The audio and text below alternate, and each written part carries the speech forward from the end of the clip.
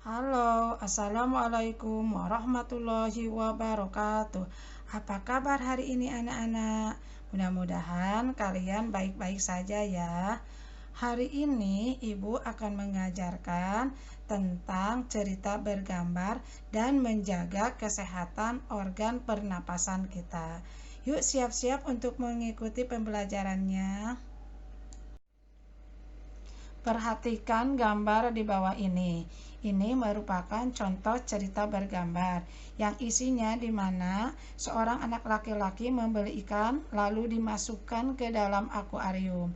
Adiknya merasa kasihan melihat ikan di dalam air, kata dia, ikannya kedinginan. Lalu adiknya mengambil ikan tersebut dan diletakkan di lantai. Kakaknya melihat, dia kaget dan menanyakan kepada ibunya.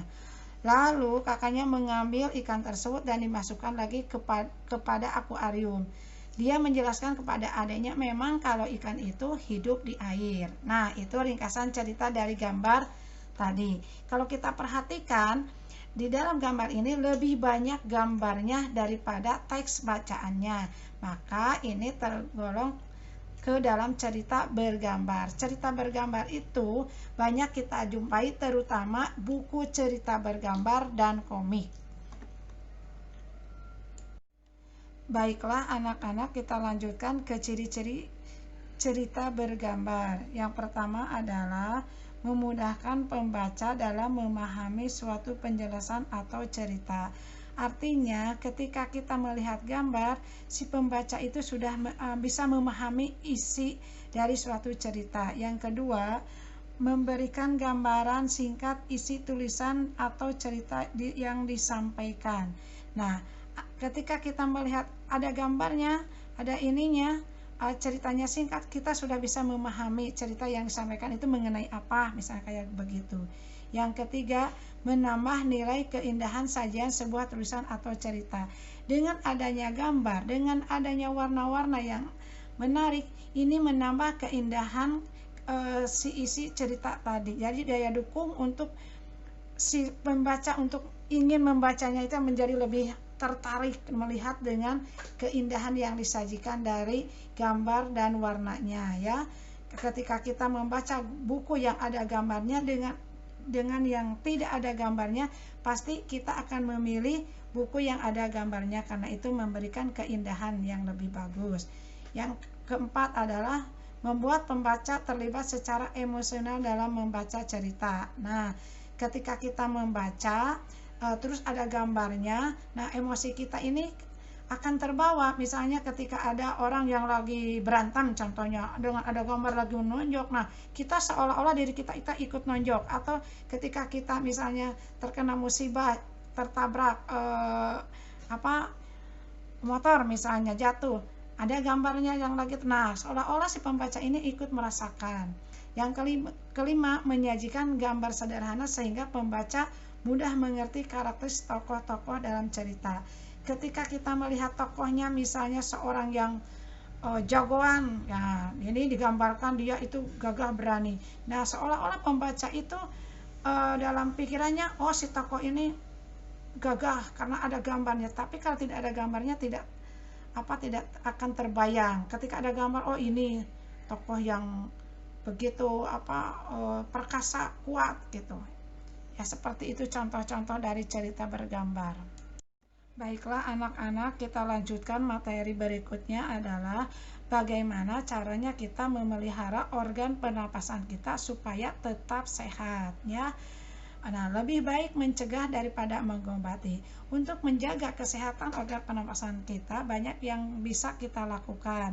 Yang pertama adalah menjaga pola makan atau menjaga makanan yang sehat, mengkonsumsi makanan yang sehat, makan yang teratur. Yang kedua adalah olahraga secara teratur.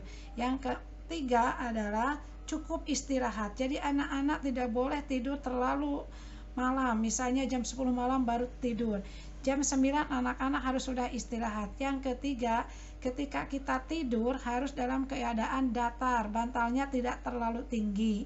Ya, seperti itu.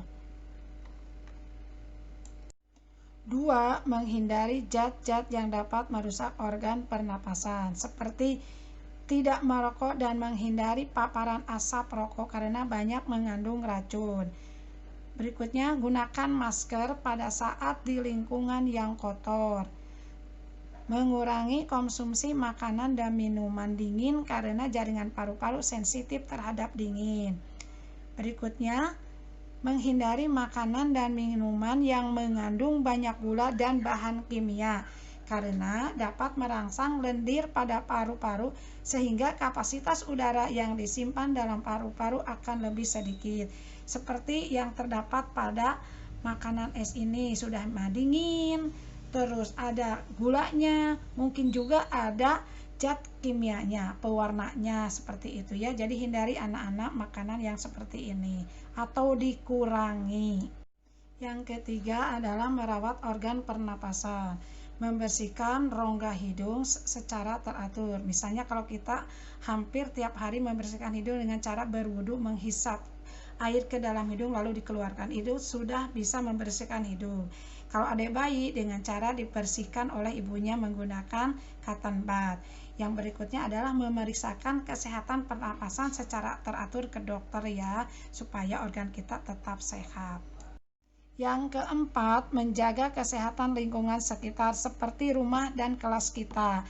Nah, di dalam kelas dan rumah harus ada ventilasinya. Apa itu ventilasi? Ventilasi adalah lubang udara supaya udara yang dari luar masuk ke dalam ruangan lalu keluar lagi.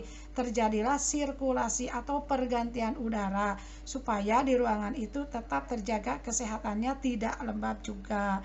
Yang berikutnya adalah menjaga kebersihan lingkungan di rumah dan di sekolah supaya tidak ada debu dan tidak ada asap. Nah, itu menjaga organ pernapasan kita supaya tetap sehat. Berikutnya adalah udara di sekitar rumah dan sekolah kita harus bersih, harus ada tumbuhan yang hijau supaya dapat memberikan udara yang bersih. Seperti pada gambar di bawah ini ya.